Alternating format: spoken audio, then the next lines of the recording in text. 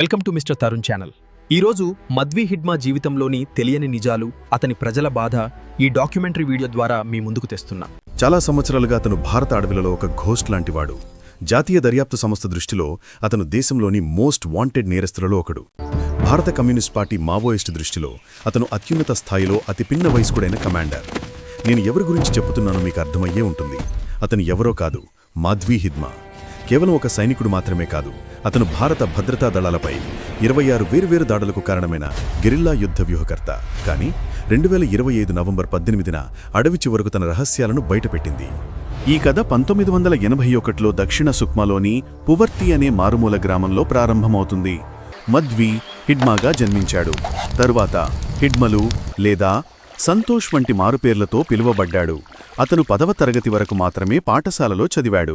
కానీ యుద్ధ విద్య అతనిని తరగతి గది కంటే చాలా దూరం తీసుకెళ్ళింది.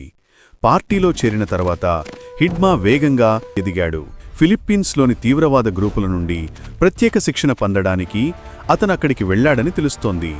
ఈ అంతర్జాతీయ గుర్తింపు అతన్ని people's liberation guerrilla army PLGA battalion number 1 యొక్క ఏరియా కమాండర్గా చేసే నైపుణ్యాలను మరుగుపరుచుకుంది. ఆయనకు కేంద్ర కమిటీలో అతి పిన్న వయస్కుడిగా స్థానం సంపాదించి పెట్టింది.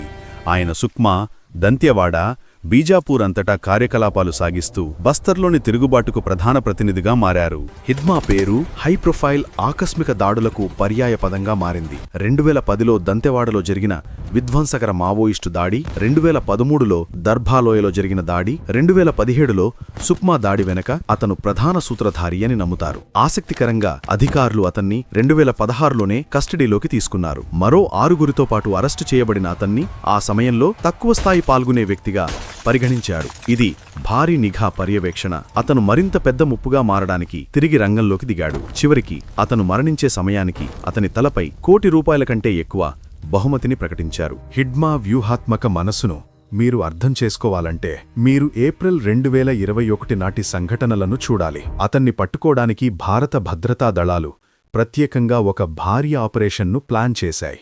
ఒక సమావేశం జరుగుతుందనే నిఘా సమాచారం ఆధారంగా కోబ్రా జంగిల్ వార్ఫేర్ యూనిట్తో సహా దాదాపు 2000 మంది సిబ్బంది దక్షిణ బస్తర్ అడవిలోకి ప్రవేశించారు. దాదాపు 400 మందితో కూడిన హిడ్మా దళాలు ఆ భారీ దళాన్ని మెరుపుదాడి చేశాయి.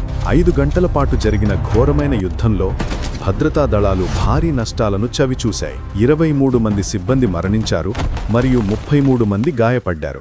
మావోయిస్టులు దాదాపు 15 మంది సభ్యులను కోల్పోయినప్పటికీ ఈ ఆపరేషన్ హిడ్మాకు వ్యూహాత్మక విజయంగా నిలిచింది. తన సొంత బలగాల కంటే 5 రెట్లు పెద్ద సైన్యాన్ని అధిగమించగల సామర్థ్యాన్ని నిరూపించింది. 2025 నాటికి వల బిగుసుకోవడం ప్రారంభమైంది. ఇది ఏప్రిల్లో ఆపరేషన్ బ్లాక్ ఫారెస్ట్తో ప్రారంభమైంది. అక్కడ కర్రిగుట్ట కొండలలో 1000 మందికి పైగా గెరిల్లాలు పాల్గొన్న చుట్టుముట్టడానికి హిడ్మా కేంద్రంగా ఉందని వార్తలు వచ్చాయి. 7 నెలల తరువాత ముగింపు వచ్చింది. 3 రాష్ట్రాల సరిహద్దు సమీపంలో కదలికలపై నిఘా సమాచారం మేరకు భద్రతా దళాలు ఆంధ్రప్రదేశ్లోని మారేడుమిల్లి అటవీ ప్రాంతంలో కార్డన్ అండ్ సర్చ్ ఆపరేషన్ను ప్రారంభించాయి. 2025 నవంబర్ 18 ఉదయం 6 గంటల నుండి 7 గంటల మధ్య భీకర కాల్పులు జరిగాయి. అధికారిక పోలీసు నివేదికల ప్రకారం ఈ ఎన్కౌంటర్ మద్వి హిడ్మా, అతని భార్య మడకం రాజీ మరియు మరో 4 కార్యకర్తల మరణంతో ముగిసింది. 26 దాడులకు నాయకత్వం వహించిన వ్యక్తి చివరకు నిశ్శబ్దం చేయబడ్డాడు. అయితే ఈ సంఘర్షణలోని అనేక అధ్యాయాల మాదిరిగానే హిడ్మా మరణం వివాదంలో కప్పబడి ఉంది. పోలీసులు ఉదయం జరిగిన కాల్పులను వివరిస్తుండగా మావోయిస్టు నాయకత్వం మరియు గిరిజన కార్యకర్తలు వేరే కథను చెబుతున్నారు. ఈ ఎన్కౌంటర్ నకిలీ అని వారు ఆరోపిస్తున్నారు. హిడ్మా మరియు అతని సహచరులను ముందుగానే సజీవంగా అదుపులోకి తీసుకుని ఆ తరువాత ఉరితీశారని చెబుతున్నారు. అతను బుల్లెట్ల వర్షంలో మరణించిన లేదా కస్టడీలో మరణించిన మద్వి హిడ్మా మరణం మధ్య భారతదేశంలో తిరుగుబాటుకు ఒక శకం ముగింపును సూచిస్తుంది. హిడ్మా పొడవైన గడ్డిలో పులిలా ఉంటాడు, అరుదుగా కనిపిస్తాడు. కానీ అతని ఉనికి అతని భూభాగంలోకి ప్రవేశించేవారిని భయపెట్టింది. పులి ఇప్పుడు పోవడంతో అడవి కనుమరుగవబోతోంది. మీకు ఈ వీడియో ద్వారా ఒకటే చెప్పాలనుకుంటున్నా, హిడ్మా లాంటి వాళ్ళు ఎందుకు మరణించాలి?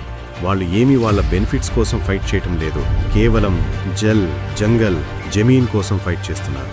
మీకు ఈ వీడియో నచ్చితే ఇంకో నలుగురికి షేర్ చేయండి, కామెంట్ చేయండి. Thank you for watching.